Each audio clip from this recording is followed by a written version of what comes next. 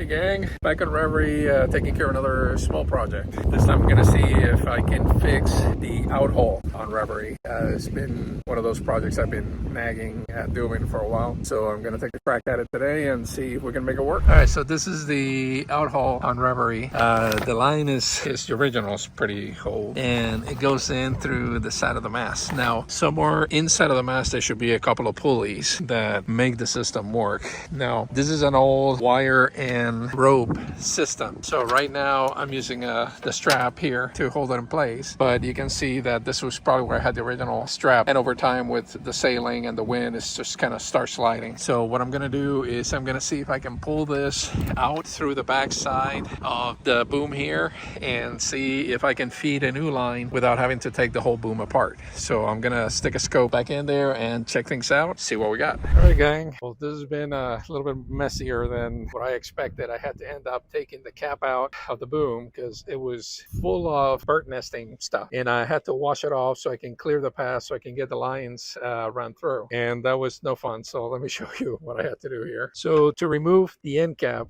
there are 4 rivets, 2 here and 2 on the matching side, and then I had to get in there. I'm gonna try to see if I can match the light a little bit. So that whole track was full of all that brush that you see in there, and then I had to, luckily the blocks are in good shape, so I was able to basically use the line that was there and tie this line to it and basically just pull it out completely out. You can see this block then has a wire that ties up to the car. So this is our outhaul car. So the sail gets locked in here, the cable gets locked in here, and then you can slide this forward and back to adjust the outhaul on the main sail. So I was just finishing pulling everything through. I mean, you can see there's still crud in there. I had to clean that up. I shove it in and rinse that one more time just to make sure I got everything out. But it's been a pretty challenging exercise. Now, the other thing that happened that I realized when I took the backing plate out is that some of the shivs were in bad shape. So these black ones you see here came out of the halyard for the top of the mast. Luckily they're the same size. They're about 2 3/8 or 2 5/16 by 1/2 inch. So I was able to reclaim 2 and kind of kept the best 2 that were in there, so I can basically put it back together. And there's a stainless steel shaft that goes through. This is actually pretty easy to take out. You literally just slide it out. You got to take one side of the line out. You can leave the other side in and then slide it out of the base here. So you can see this tracks. So it's kept in place by the pressure of the lines pulling on them, but it's literally, you just wiggle it out. You can use a screwdriver to help you, get a little bit more leverage, but then you slide them out. And when I put them back in, I just slide them back in and put the lines over and feed them over the top. And pretty much that's it. I mean, there's not a whole lot of science to it. It's actually pretty simple to do, so don't be afraid to fix your sheave on your mast or your the boot on the cap on the boom, and everything can be worked out.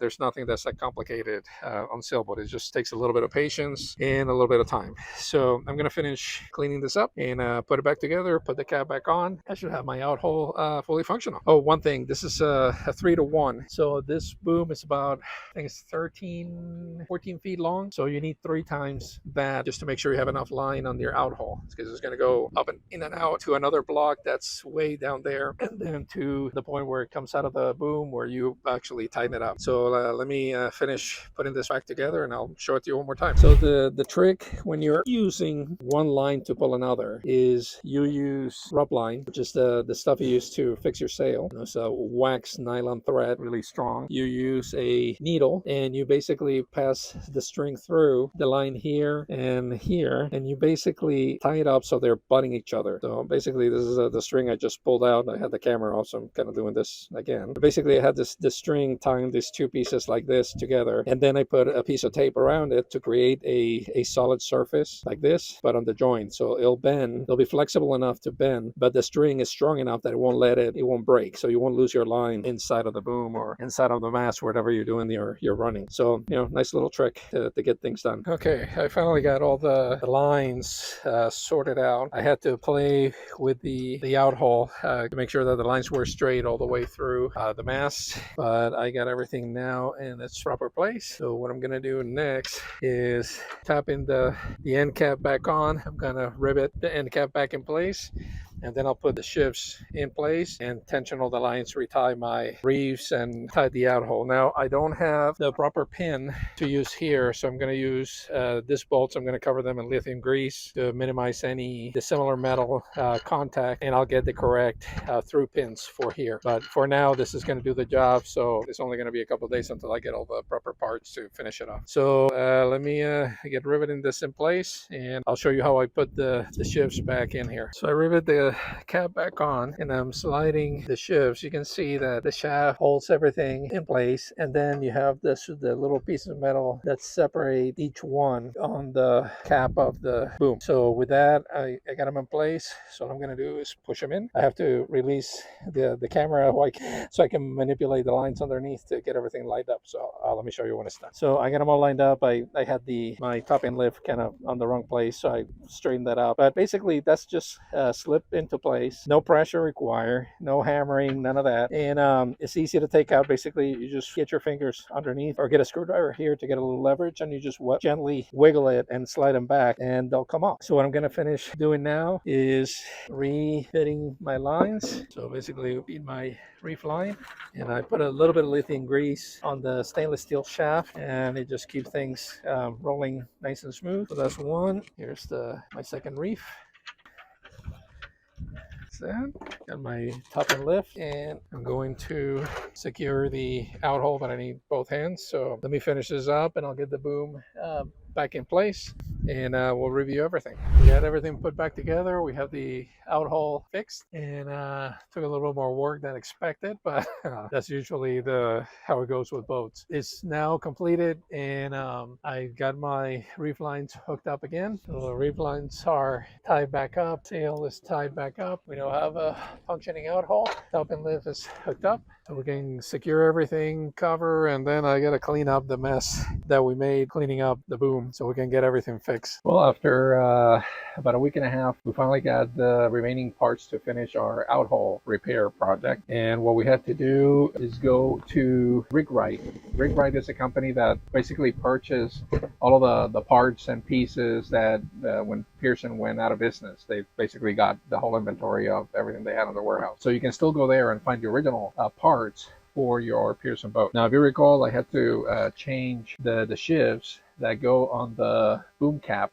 I'll see if I can get you a good angle there. That's what things look like when they get to about 40 years old. Maybe a little sooner, just they were never maintained. So if you're using line, that will shave through your line fairly quickly. So I was able to order the replacement, which is actually it's called a acetyl, ACETYL. Acetyl. It's a 60 millimeter by 14 by 10 millimeter internal diameter. So this is a exact replacement, and I basically order 4. So I'm going to replace them all. They will all be new, and I won't have to deal with this, probably for as long as I live. But whoever gets a boat after me will have something cool to then not have to worry about.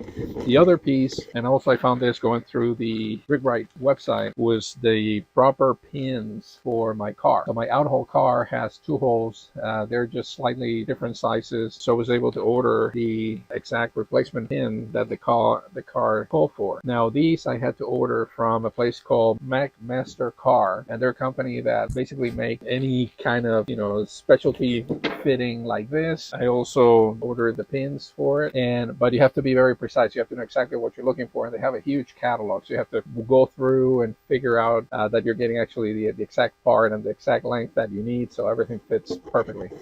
So I'm going to mess with the boom here for a second and reinstall this. So I'll show you how to take the shifts off in a little bit closer look, because now it's going to be easier to do now that I repair everything, and it's really just removing the shaft and the shifts so we can put them back in. So I'll show you that, and let's see. The prep to take the shifts off is you have to first off secure your boom. The reason is you're going to have to loosen up your topping lift. It's this line right here to remove the pressure from the shifts and the shaft, which you can see it right there in the second spot. The other thing you have to also do is loosen up the outhaul, because you're going to have to pull it out, and the outhaul is just the cable you see right here. That's going to be a pendant. If you remember from earlier, I show you the pulley system that goes to hold this in place. And then you have to take your reefs for your main, and the reef lines are thicker than your topping lift and your wire, so those you have to remove completely in order for the shifts to come out. The other lines, the topping lift and the wire, they're small enough that you can pull out, just slack them out enough that you can get them out, and then you can pull the whole thing. So let me set the camera here and I'll show you how we take this whole thing apart. So first off, I'm gonna pull my reef lines out of the way. That's one, that's two. All right. Now I'm going to pull enough slack on the outhaul and enough slack on the topping lift line. So now there's no pressure on the shaft or the shift. So I just take a very large screwdriver just to help me get a little leverage and work it so I can slide the shaft and the shifts out. And again, I'm not putting a whole lot of pressure. It's just a little bit of leverage. Now make sure you grab both ends of the shaft so the shifts don't go out flying. And that's literally all it takes to remove the shaft with the shift. Now, if you remember, I basically reuse old shifts, so they're all chewed up. So it's time to do a refresh. So let me grab the new ones. So to put the new ones back in, we basically reverse the process. First off, you get them all on the shaft and hold both ends. Now, this sections here are going to provide the spacing for the shift. So all I have to do is line up each one, and this is the tricky part, holding the balance, lining them all in place. Once you do that, basically all you do is you push them in, make sure that everything is lined up correctly so it's not going to pinch, and push it with your hand. And folks, that's pretty much it. Now I can feed my reef lines back through.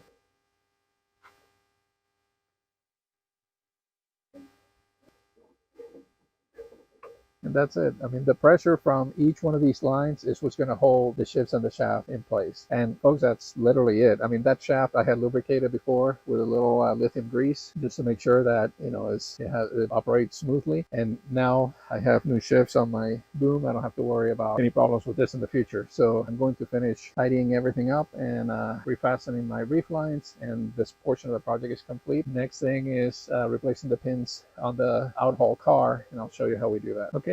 Now, if you remember, I just put screws in my outhaul car just to basically make everything functional until I get my pins. So I'm going to take my makeshift pins off, and just to make my life a little easier, I'm going to use the pin to remove the screw, and that way everything falls into place. And I'm going to slide the car forward to take the tension off, then push it, get it into place. There it goes. Now we have the proper pin on the car, the right size cam. Other side, we have our pins holding them in place. And now I can retighten my outhaul, and everything should pretty much stay in place. Well, that's pretty much it. That concludes our outhaul repair on Reverie. Hope you enjoyed this video. If you have any questions, please post them on the comment section below. I reply to all the comments. I'm always sharing all the information, so please subscribe to our channel. Click on the link below so you get the alerts, and you'll keep receiving information on all of the work that we're doing in Reverie, and hopefully some of these projects will help you with your own. So with that, folks, thank you so much for watching, and see you in the next episode.